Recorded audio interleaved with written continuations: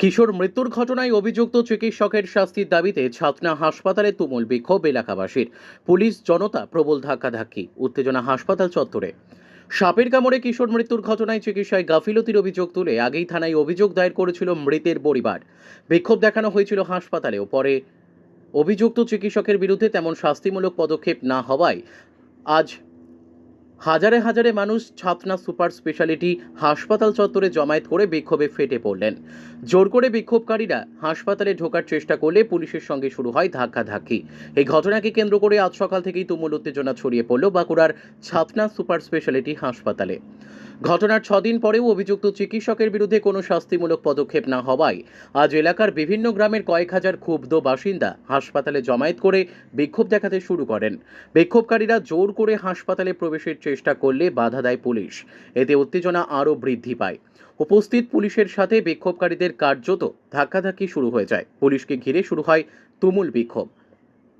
বিক্ষোভকারীদের দাবি, যতক্ষণ পর্যন্ত জেলার মুখ্য স্বাস্থ্য আধিকারিক হাসপাতালে এসে অভিযুক্ত চিকিৎসকের শাস্তির আশ্বাস না দিচ্ছেন, ততক্ষণ এই বিক্ষোভ চলবে।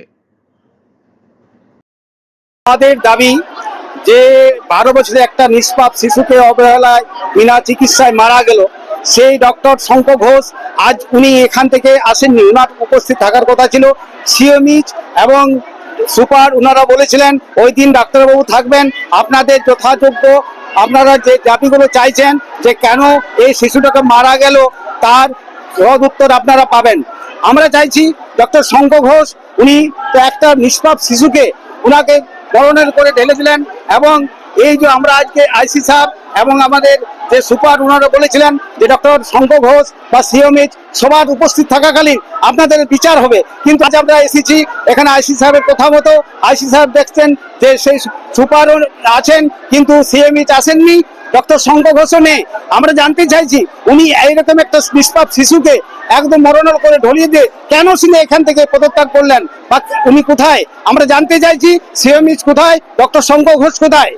আমরা একটা প্রাণা যে শিশুটি 12 বছরের শিশু, তার মায়ের কোল খালি হয়ে গেল, কিন্তু এখানকার মানুষ চাইছে যে আজকে একটা হয়তো সব বিচার পাবেন, কিন্তু না। এখানে এসে দেখলাম আইসি সাহেবের কথা মতো আমরা এসেছিলাম যে আজকে সিএমইচ, বিএমইচ এবং সুপার ওনারা সকলে মিলে আমাদের কিছু সুরাহা করবেন বা আমাদেরকে আমরা আমরণ এখানে রইলাম যতক্ষণ না সিএমইচ, বিএমইচ এবং সুপার ওনারা এসে পরে আমাদেরকে না বুঝিয়ে দিচ্ছেন যে কেন পর্যাপ্ত করে সাপের যে বিষ ভ্যাকসিন ছিল তা পুশ কেন করেননি। আমরা যতক্ষণ না ওনাদের সাক্ষাৎ পাচ্ছি আমরা এখান থেকে যাব না। আমার নাম বিবেকানন্দ গোস্বামী। আমাদের দাবি ডক্টর শঙ্কর ঘোষ বা আরো যে ছিল তাদের জন্য দৃষ্টান্তমূলক শাস্তি হয়। সন্দীপ রানাকে যেদিন সাপে কামড়ালো, সে একা সাইকেল নিয়ে হসপিটালে আসে এবং ডাক্তারবাবু দেখে বলে এটা খোঁচায় লেগেছে বা কিছু, তুমি গার্জেন নিয়ে এসো।